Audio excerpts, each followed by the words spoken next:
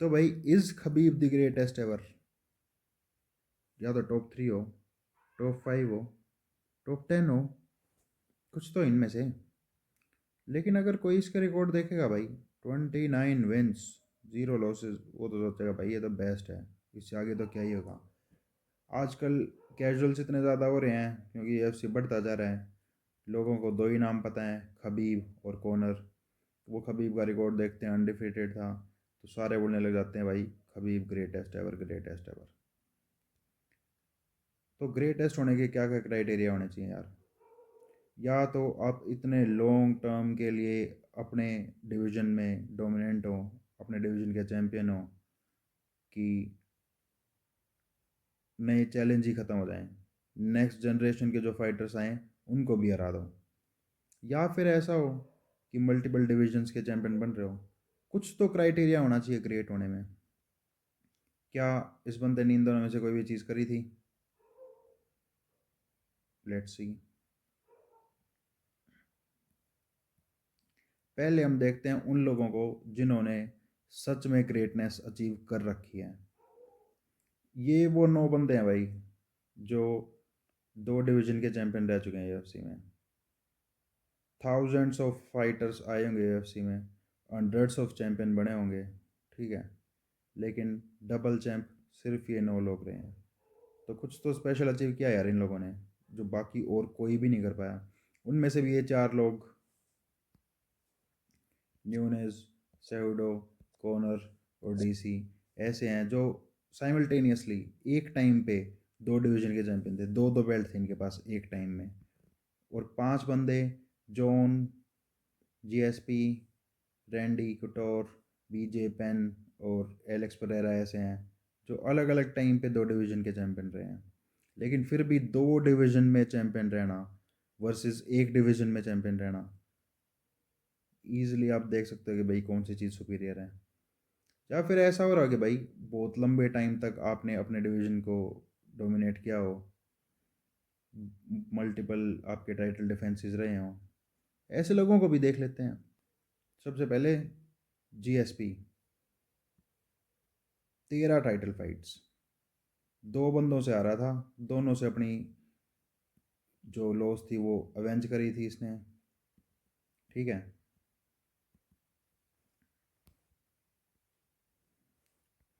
उसके बाद John, 19 title fight, generations of fighters को हरा रखा है इसने अपने डिवीजन के।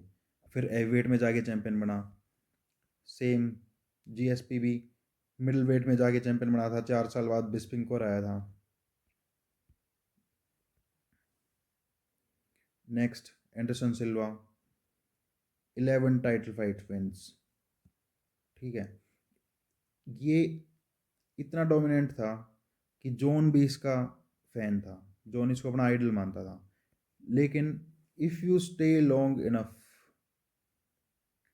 तो आपके करियर में आपको एक टाइम के बाद ये मिलेंगे।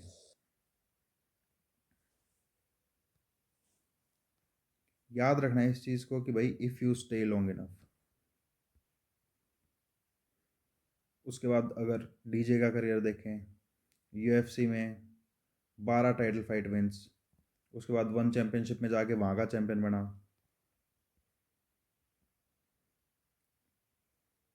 DC, 6 title fight wins, 2 division का चैंपियन, लाइट हैवीवेट और हैवीवेट।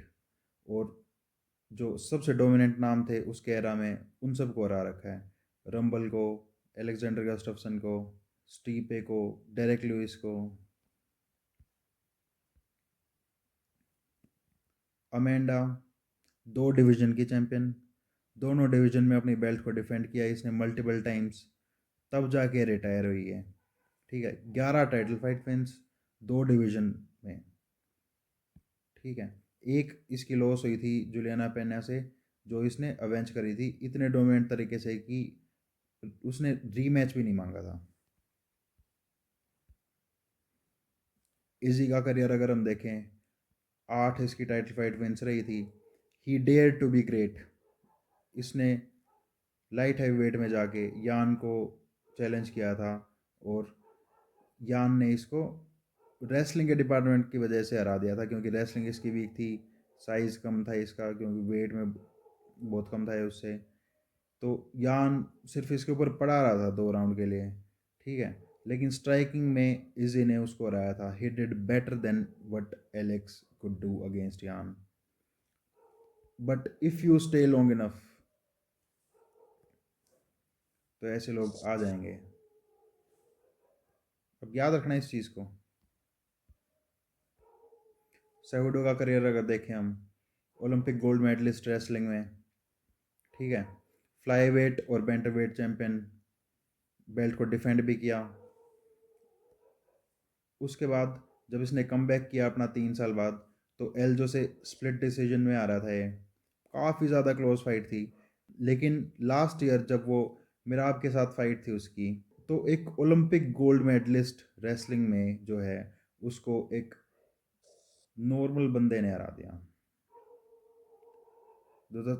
तो the thing is, if you stay long enough in this sport. अगर एल्डो का करियर देखें, 11 टाइटल फाइट विंस थी इसकी। उसके बाद कॉनर ने हराया था इसको, फिर इसने दोबारा अपनी बेल्ट वापस ले ली फ्रैंकी एडगर से, फिर ओलवे से हारा था, फिर बेंट वेट में जाके वहाँ पे इसने अपनी स्ट्रीक कंटिन्यू करी। मिराब ने जो कि बहुत बोरिंग फाइट में इसको हराया था, उसके बाद जो इसकी लास्ट लॉस रही थी अक्टूबर में, जो कि लॉस नहीं थी, वो जजेस के फकअप की वजह से हारा था ये। इसकी डोमिनेंस अक्रॉस डेकेड्स स्पैन करती है, 2009 से लेके और 2024 तक।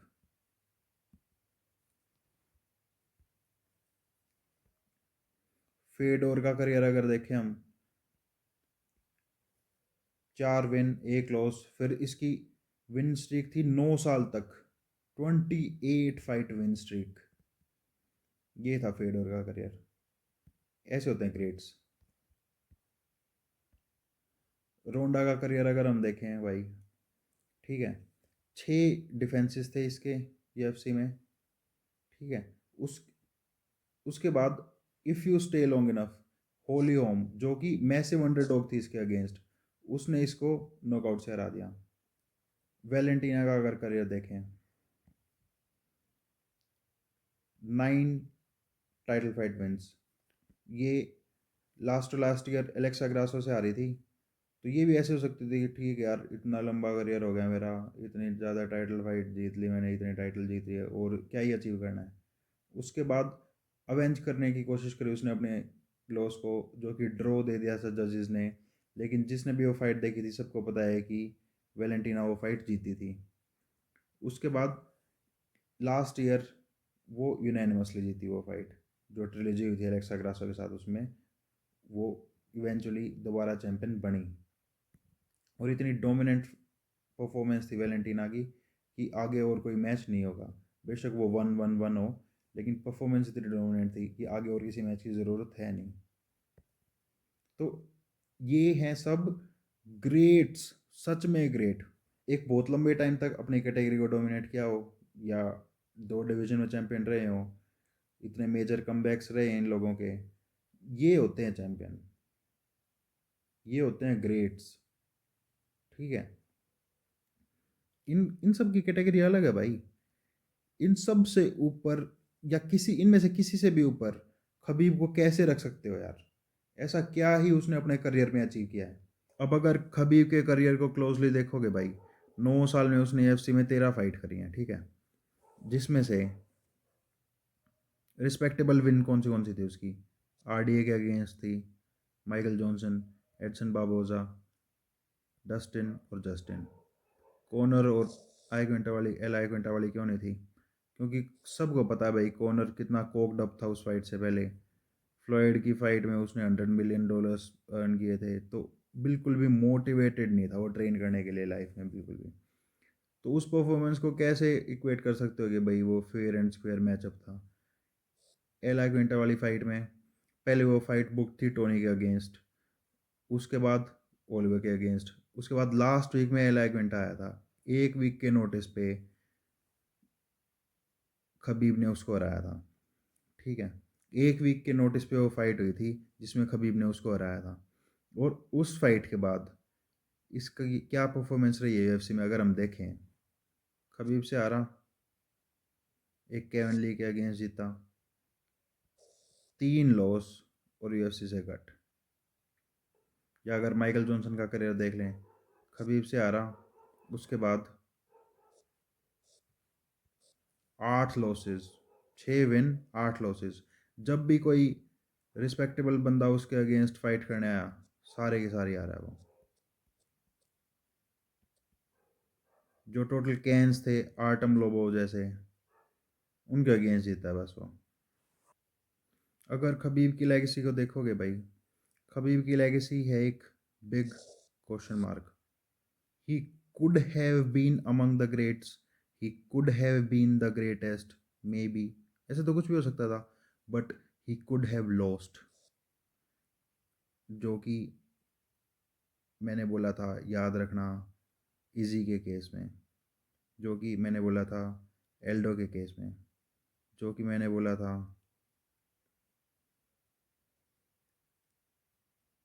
एंडरसन सिल्वा के केस में, जो कि मैंने बोला था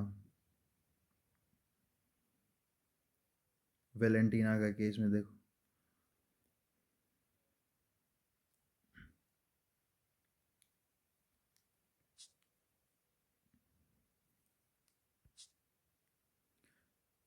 Khabib's legacy is a big question mark. He could have been the greatest, he could have been among the greats, but he could have lost.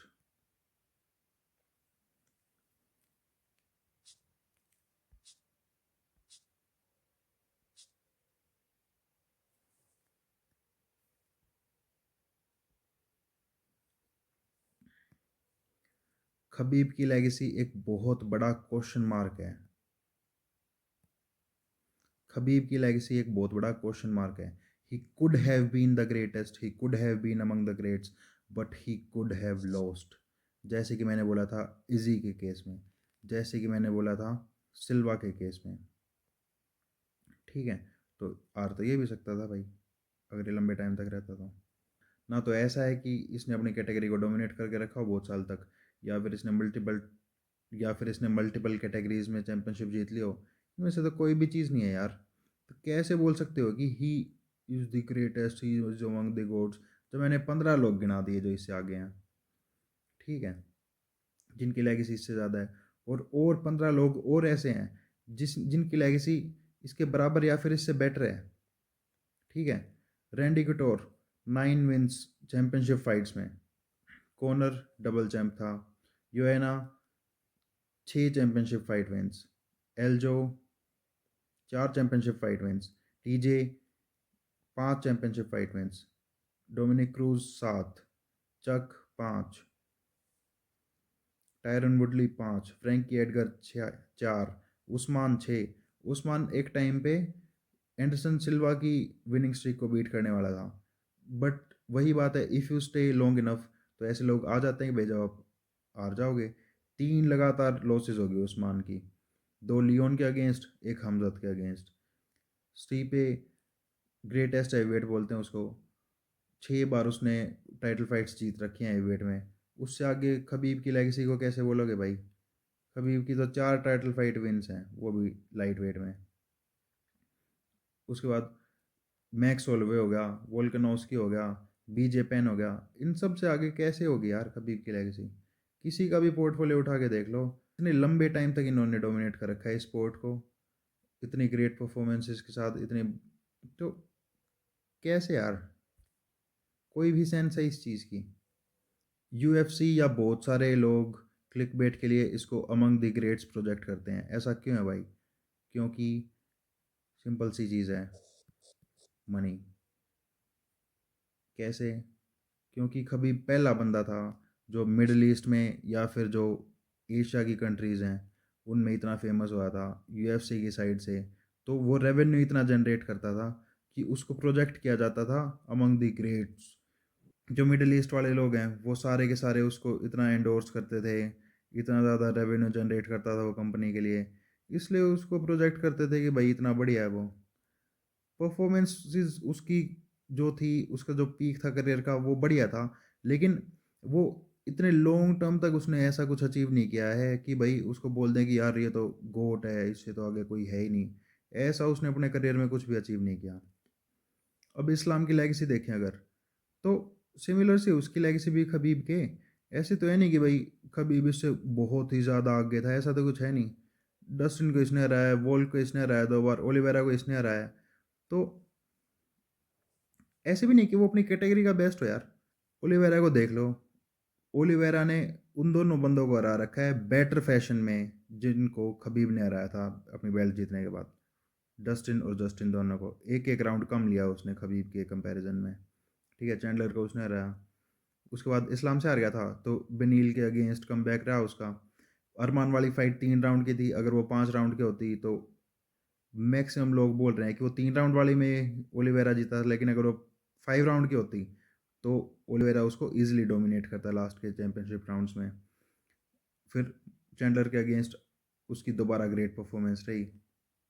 तो ऐसे भी नहीं है यार कि वो अपने कैटेगरी में बेस्ट रहा हो। ऑल ओवर द स्पोर्ट तो बात ही अलग है।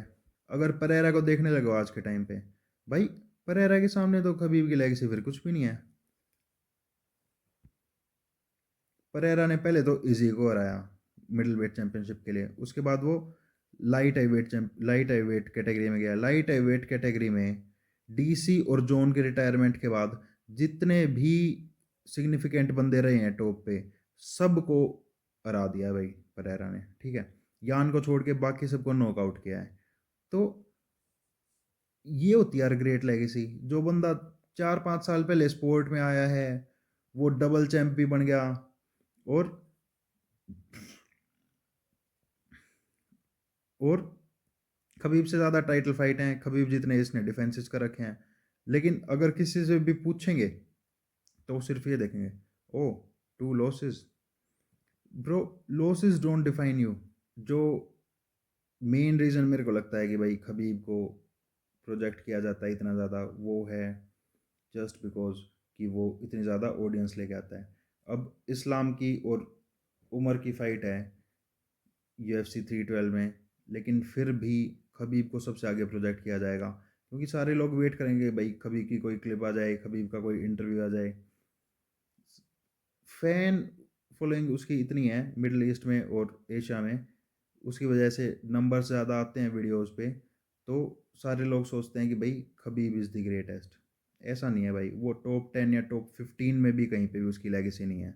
ठीक है, जो लोग बोलेंगे भाई वो रिटायर कर गया क्योंकि उसका फादर मर गया था, भाई वो ये इमोशनल फाइटिंग लीग नहीं है, ये अल्टीमेट फाइटिंग चैंपियनशिप है। हर एक इंसान लाइफ में कुछ ना कुछ खोता है। ठीक है, लेकिन मेन चीज़ होती है हाउ यू बाउंस बैक। ऐसा नहीं है कि भाई उसकी मदर ने बोला कि भाई stay at home spend time with your family तो उसने रिटायरमेंट ले ली। भाई ठीक है तो चला गया, लेकिन अब वो आर्ग्यूमेंट नहीं है that you are the greatest या you are among the greats. इससे बेटर बहुत सारे फाइटर्स रहे हैं UFC में, लेकिन सिर्फ ये रीज़न कि ये इतनी ऑडियंस को खींचता है तो इसको प्रोजेक्ट किया जाता है, सिर्फ ये रीज़न है रेवेन्यू जनरेट करने के लिए। और कोई रीज़न नहीं है कि भाई खबीब को इतना ग्रेट उसको बताया जाता है हमेशा। लेकिन ऐसा कुछ भी नहीं है। उसके करियर का एक आया था, अगर वो ज़्यादा टाइम तक रुकता तो ऐसे लोग पक्का आते जो उसको हरा सकते थे। ठीक है, वोल्ट ने इतनी कंपेटिटिव फाइट दी थी इस्लाम को, तो ऐसे ही और भी कंटेंडर आ सकते थे जो खबीब को भी टफ फाइट देते। लेकिन अगर हम एक और चीज़ के बारे में बात करें, जो ये दागिस्तानी फाइटर्स हैं जितने भी, ये सारे के सारे ट्रेन करते हैं दागिस्तान में या फिर UAE में, दुबई में।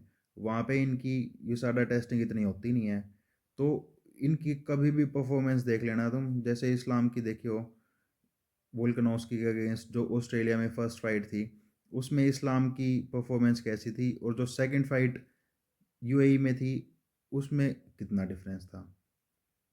ऐसे ही इस्लाम की जो परफॉर्मेंस ओलिवेरा के अगेंस्ट थी वो कितनी डोमिनेंट थी, लेकिन इस्लाम की फाइट जब डस्टिन के अगेंस्ट थी, जिस डस्टिन को ओलिवेरा ने बहुत ज़्यादा डोमिनेट किया था, उस डस्टिन के अगेंस्ट वो फाइट इतनी कंपेटिटिव होगी क्यों? क्योंकि वो USA में थी।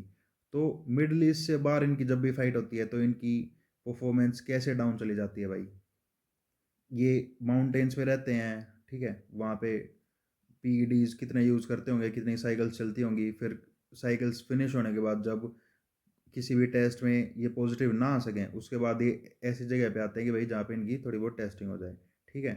और इस्लाम भी थोड़े साल पहले फंसा था डोपिंग में। जो उनका कज़न है उस्मान नरमागोमेडोव, जो कि पीएफएल में है चैंपियन आज के टाइम पे, वो भी 2023 में 6 महीने का उसके ऊपर भी बैन लगा था डोपिंग के ऊपर, ठीक है। तो ये लोग ट्रेन वहाँ पे करते हैं, फाइट यहाँ पे करते हैं, और परफॉर्मेंस का इनका इतना डिफरेंस आता है जब इनकी फाइट मिडल ईस्ट में हो या फिर और कहीं पे भी, ऑस्ट्रेलिया या फिर यूएसए में हो, ठीक है। ये भी एक बहुत बड़ा क्वेश्चन मार्क है इनके ऊपर, लेकिन कोई भी इतना बोलता नहीं है भाई, क्योंकि speaking against them becomes a crime, ठीक है। सारे स्पोर्ट को इन्होंने बोरिंग कर दिया, उसके ऊपर कोई नहीं बोलता।